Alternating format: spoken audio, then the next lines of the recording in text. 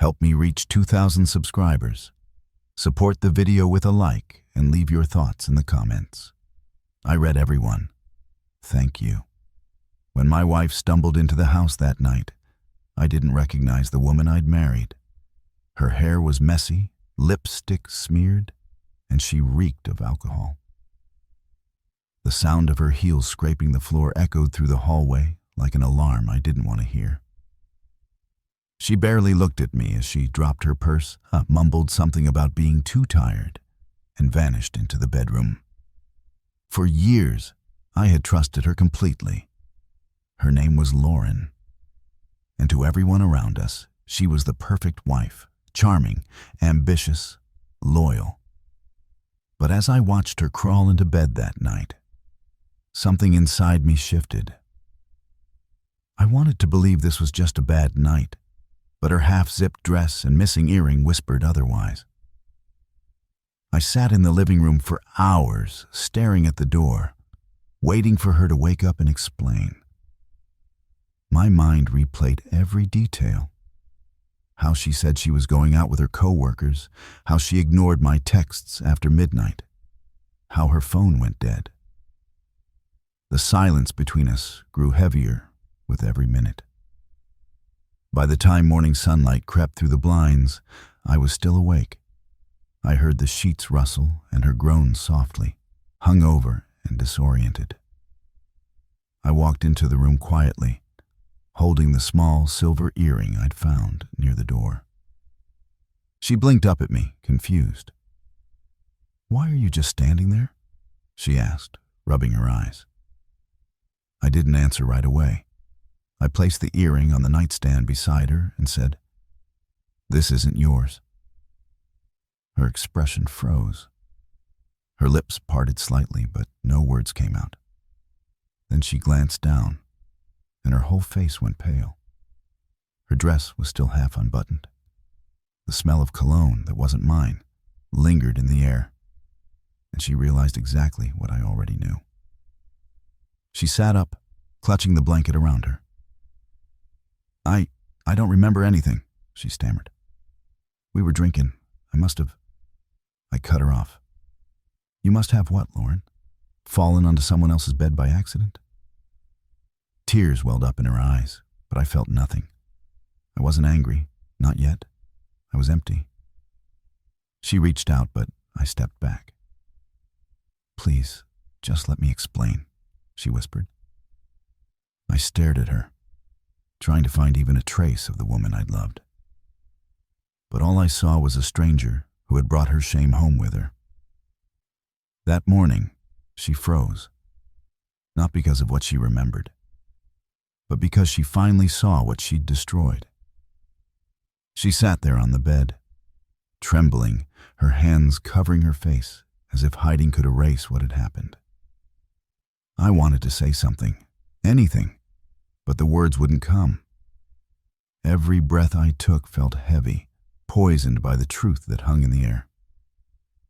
"I swear I didn't mean for this to happen," she whispered between sobs. "It was just a mistake, a stupid night."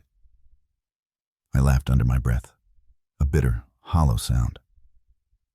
"A mistake is forgetting our anniversary, Lauren. What you did." I stopped myself before the rage took over. "That's not a mistake. That's a choice."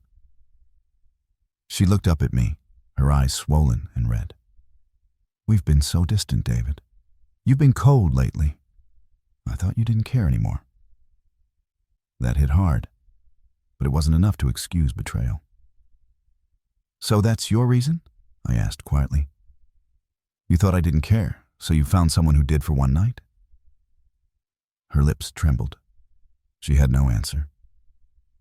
And in that silence, I finally understood the difference between sadness and disappointment. Sadness fades. Disappointment lingers. She tried to reach for me again, whispering my name like it still meant something. I stepped away. "Don't," I said sharply. "You don't get to touch me now." I walked into the kitchen trying to clear my head, but everything around me reminded me of her. The coffee mug she always used, the note she left on the fridge, the scent of her perfume. For years, I built my life around her presence. And in one night, she had turned it all into a lie. She followed me slowly, her voice trembling. "David, please, I was drunk. I wasn't thinking straight." I turned to face her. "Then tell me something, Lauren. If you weren't thinking straight, why did you hide your phone from me last night? Why did you delete the messages before you came home?" Her eyes widened. She didn't know I checked. The panic in her face told me everything. "You went through my phone?" she asked, trying to sound offended. "I went through the phone of my wife who came home smelling like another man," I replied coldly. "You tell me if that's wrong." She broke down completely, then slid to the floor, crying uncontrollably. I wanted to walk out, but my legs wouldn't move. Somewhere deep down, part of me still hoped she'd give me a reason, something to hold on to. But there was nothing left to save.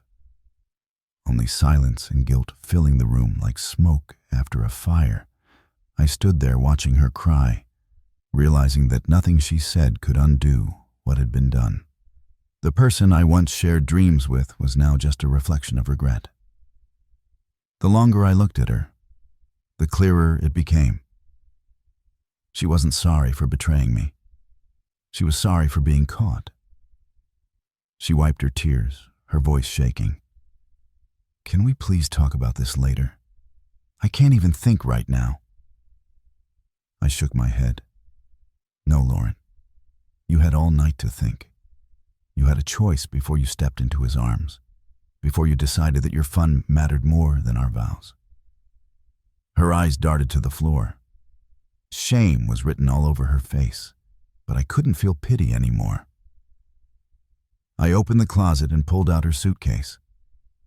"You should go stay somewhere else for a while. Maybe that'll help you think clearly." She panicked, grabbing my arm. "Please don't do this. It didn't mean anything. I was drunk. I was stupid." I pulled my arm free. "If it didn't mean anything, why does it hurt so much?" She broke again, sobbing harder. "David, I love you. Please don't end us like this." I looked at her, my heart breaking in ways I couldn't describe. "You ended us the moment you decided someone else was worth my place." I walked away, my chest burning with a mix of anger and grief. Later that night, I sat on the couch staring at my wedding photo. The smile on our faces looked like a cruel joke now. I remembered all the times I defended her to my friends, all the times I'd ignored the late nights, the work trips, the unexplained silences. Maybe deep down, I'd always known something was wrong. I just didn't want to believe it. The next morning, she packed her things quietly. There were no words left between us, just the sound of a zipper and the echo of goodbye. When she walked out the door, I didn't stop her. Weeks passed. The house felt emptier than ever, but strangely peaceful. One afternoon, I got an envelope in the mail. It was from her. Inside was a short note. "You didn't deserve what I did. I hope one day you find peace." I folded it once and set it on the counter. I didn't need her closure. I had already found mine. Because sometimes the moment someone betrays you is the moment you start finding yourself again. And when she woke up that morning and froze, she wasn't looking at me. She was looking at the truth